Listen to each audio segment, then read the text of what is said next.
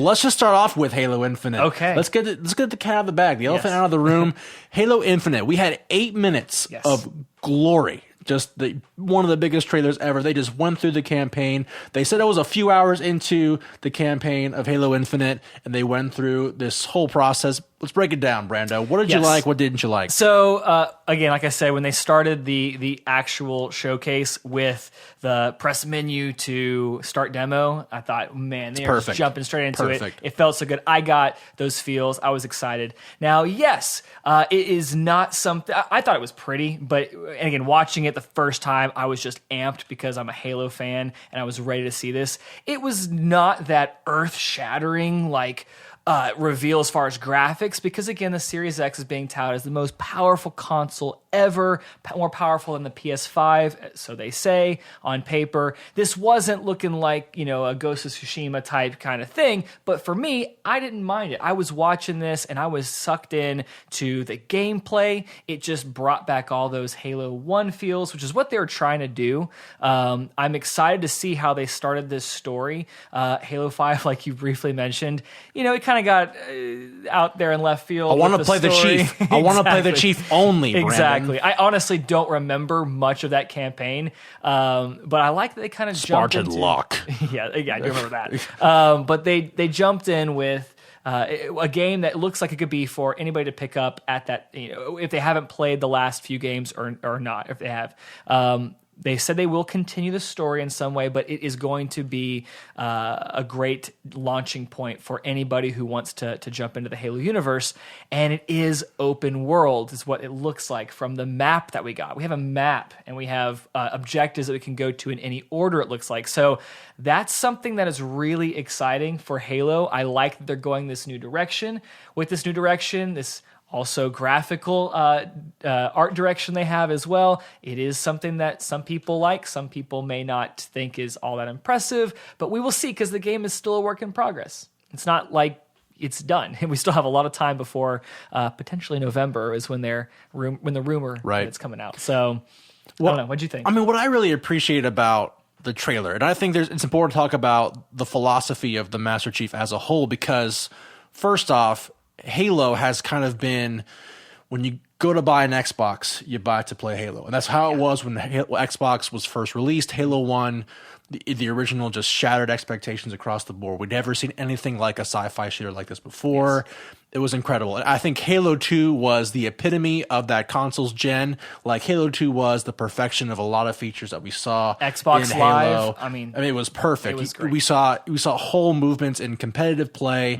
We saw communities rally around this game. It was just a huge deal for a lot of us growing up. And I think trying to find a way of acclimating new players, new people from a whole new generation is really important to Microsoft, because we haven't had a Halo title in, about 3 consoles. We had the Xbox One, where Halo 5 got released. Then we had Xbox One S, the digital edition, and the Xbox X, right? Or the One X. The One X, yeah. And so we've been a long time coming without 5 years, I think, since a decent Halo game. 5, yeah. And we've had stuff like Halo Wars and some of the other the Halo mobile games and all that jazz. And Spartan Assault. It just wasn't the same as being able to play the Master Chief.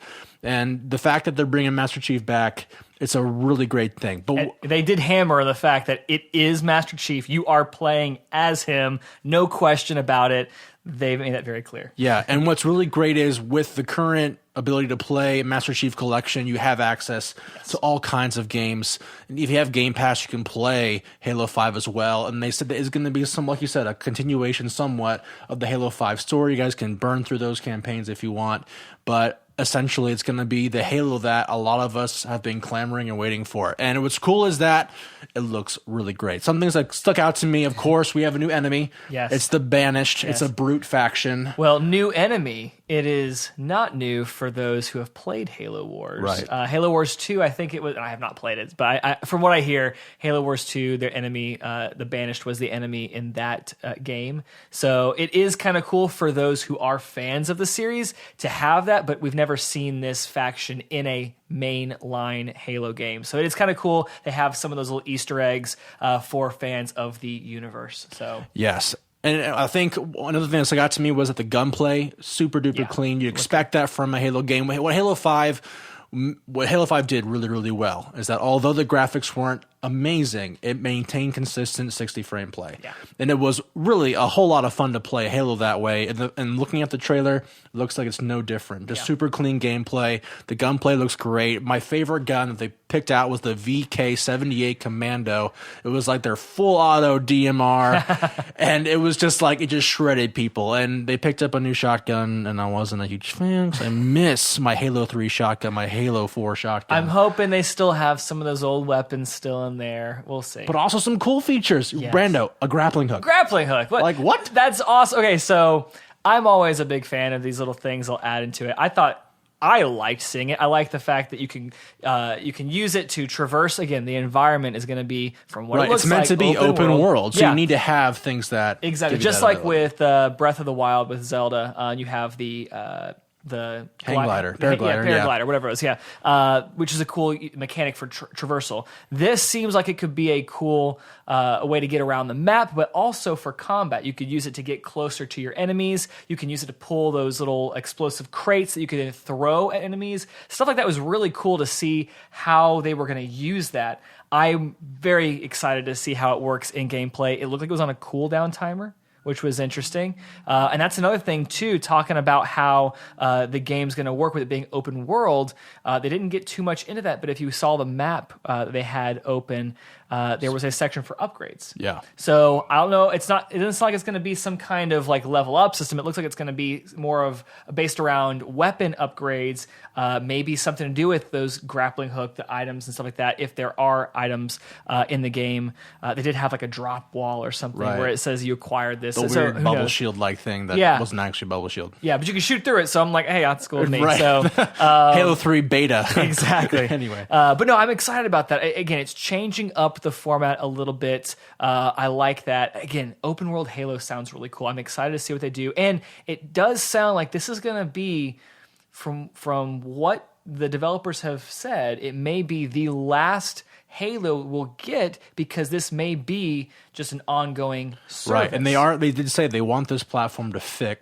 the next 10 years of Halo. So I don't know what that means. Does it mean we're going to be stuck on that Halo ring forever? Who knows? I don't know. Well, there are lots of rings, Brando, so you never know. That's true. But I'm excited. Now, granted, you can take or leave Halo's campaign. A lot of people have really enjoyed it, but as campaigns have progressed, and especially the game world and our culture, you could definitely tell that Halo's campaigns don't always age super duper well, which is why I've been gravitated toward multiplayer. Yes. And that is a big thing with any Halo game, is the multiplayer has always been just phenomenal. Like being able to, get that hero moment, sniping some enemy across Blood Gulch with the flag was always just a big thing, or running over people with the Warthog. It's all there, but they didn't have a whole lot of info about the multiplayer. We did get a 2-player local split screen. Yes, for co-op. For co-op, and a 4-player online multiplayer. Yes. But we didn't hear a lot about versus PvP. I think they're going to, and I like that they're doing this, they're not going to give away everything all at once. They're giving little bits of information as the months go by. I think they're going to come out with more information on multiplayer soon.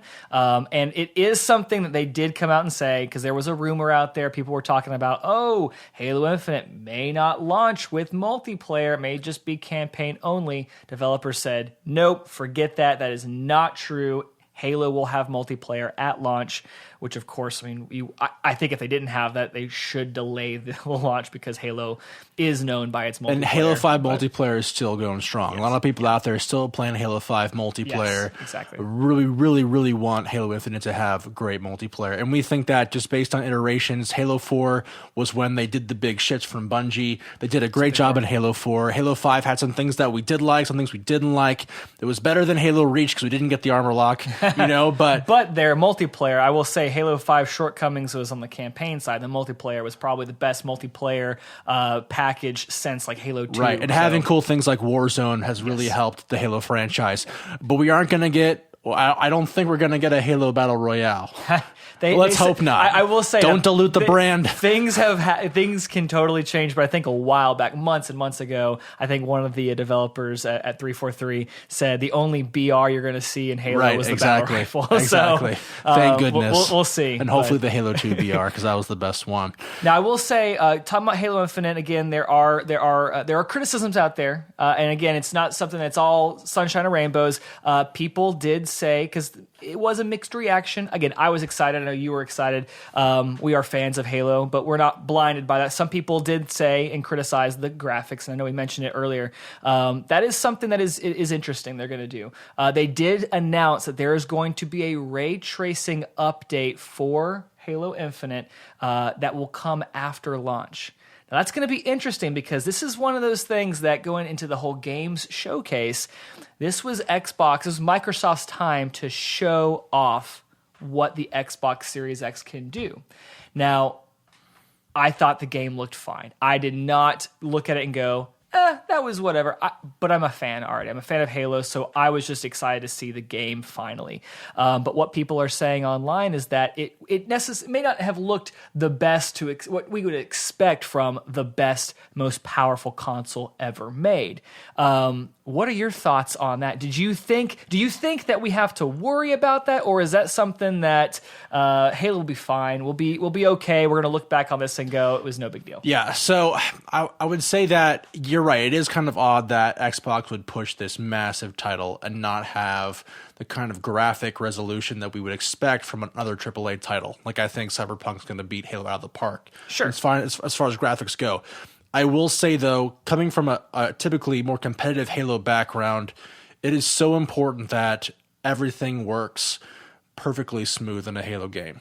And, what I do enjoy about Halo 5 more than anything is that game is stable. Yeah. Like, that game will not drop frames. Yeah. Like, I've seen drop frames in a lot of games like Destiny and Call of Duty and like all these other titles that really can hose PvP as well as the experience as a whole. And I'm almost excited that what it seems to be from this campaign trailer, that Halo Infinite will be just as stable as Halo 5 is. And that's a lot of stuff that goes into developing a world of that size and having the kinds of graphics that require. Like games like Ghost of Tsushima, although beautiful and gorgeous, when you're running off PS4 hardware, it could experience issues. But with Ghost of Tsushima, it wasn't as big of a deal because you were just alone. And melee combat, just by nature, there aren't as many particle effects happening. There aren't as much stuff going on in the background as Halo would. But what's interesting to me and what will be the telling factor is, can Halo Infinite, despite its graphics, maintain the kind of interest that, it already has garnered, but I think from a player who plays Halo mainly just for the experience of Halo, I don't think those graphics will be an issue to me, but I can definitely see to some people like, hey, I wanted a first-person sci-fi game that looked actually decent. And I think it looks good enough. I don't think it looks amazing, but I think it looks great for what we're expecting from a Halo game. And I agree. I agree with you 100%. And I do want to preface, it is a game, work in progress. It's something that they showed early. It's only July. If November, that's still months away. So they could definitely improve that before then. And I think you're right, too. The graphics, I don't play a Halo game because I want to see unbelievable, drop-dead gorgeous graphics. I don't think that is its selling point.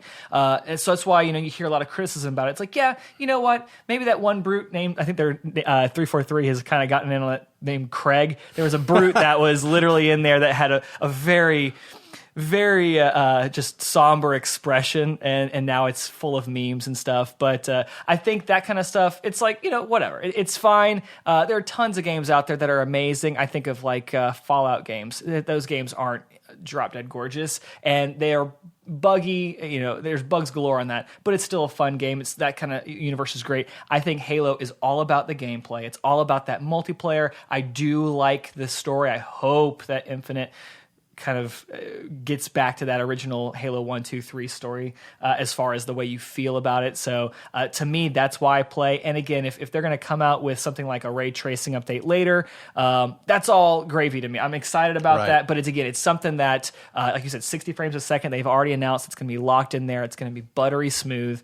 And it looks, I think, totally fine. And that's one thing too. Ray tracing may actually do wonders for the way it would look as far as next gen graphics. Because I mean, look back at the Minecraft demo they had a while back. Just adding that little ray tracing thing to it made Minecraft look like a totally different game. So I think having those effects could really liven up that environment for those who are maybe kind of down on Halo because of the graphics. Right, and you have to look at games as an art form as well, and I think that's important. We can go into philosophy and all that, but to make it simple, Halo, there's a lot of games out there that focus on hyper realism. And you think about games like, Outer Worlds, or games that are just like developed like graphically. It's become an art form, and it's become a way to express the game's motifs and all that jazz. Halo has never been a hyper realistic game. It's never been that way. It's always been more of a smooth, kind of polished game, but it's never been super definitive. And I think that adds to the magic of building Halo's narrative around its story instead of its game world, which I don't disagree that we expect more from a game like this, but I think it's important to understand that being able to sculpt a game world is as much about the art form reflecting back on the game as a whole than just trying to simply focus on how great of a looking game can we make this just for the sake of making it look good. Yeah. So that's more of a nerdy take, but there you go. Guys, it's been a ton of fun telling you guys all about the Xbox Game Showcase. Guys, if you like this content, please consider subscribing. We make content all the time. You're not going to miss a single episode of our show. And if you like podcasts, we have an all audio version wherever podcasts are provided. I like to say sold, but my producer hates it when I say that because, yes, podcasts are free. But we're on Apple, we're on Spotify, we're on Google Play, we're everywhere podcasts are delivered.